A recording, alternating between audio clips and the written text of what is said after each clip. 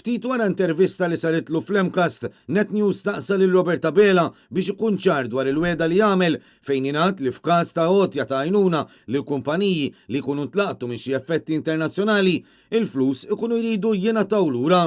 Fl-Emcast staqsejna lil Abela dwar din il-weda kontroversjali li tidher fil-manifest elettorali, kif ukoll dwar il-weda l-oħra ta' sptar ġdid f'Għawdex.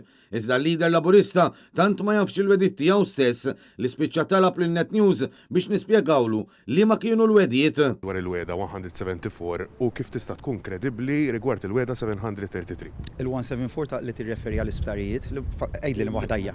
U wara li imbarazza ruħu, Abela għażel li jdura l-offensiva u jattakka lil kap tal-Partit Nazzjonalista Bernard Gregg mingħajr ma jispjega assolutament xejn dwar il-weda 174 u għalfejn se jkunu qed jitolbu lill-kumpaniji biex jirritornaw lura l-benefiċċji li jingħatalhom għalkemm stqar li hu dejjem onest.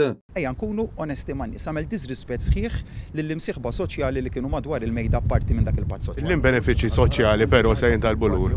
U fuq 733 ma weġibniex laqgħa. Fuq li ma 733. l-imwaħda L-isptarijiet. l-isptarijiet aħna qegħdin ċari ħafna wkoll dwar dak il-punt. Sa dan it-tant ġurnalisti preżenti staqsew ukoll dwar il-każ kontroversjali tal-proprjetà tiegħu fiż-Żejtun u jekk ħallax parti mill-prezz ta' din il-villa bi flus kontanti, xi ħaġa li huma ċaħaġġ. Prezz huwa dak li tħallas huwa dak li jirriżulta mill-kuntratt u il-kuntratt jirrispecchja il-valur reali tal-proprjetà. Jiġifieri tixħad li tħallsu kontanti.